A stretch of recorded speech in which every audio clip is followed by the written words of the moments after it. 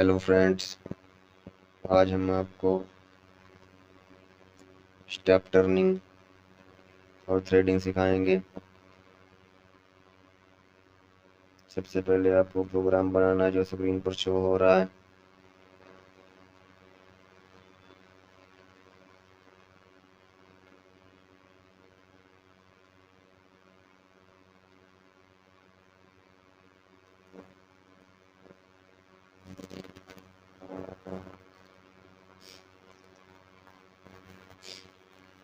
उसके बाद में थ्रेडिंग वाली इंसर्ट आ जाएगी। 3 पिच की इसमें थ्रेडिंग लगा रहे हैं।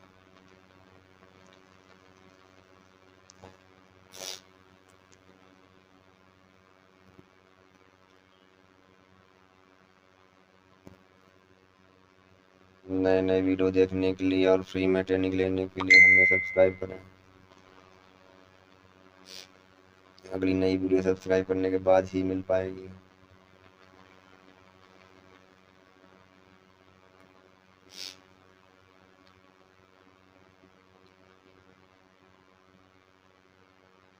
ये तीसरी बार में थ्रेडिंग हुई है, बिल्कुल परफेक्ट थ्रेडिंग करी है। प्रोग्रामिंग सीखने के लिए हमारे चैनल को ज़्यादा से ज़्यादा सब्सक्राइब और शेयर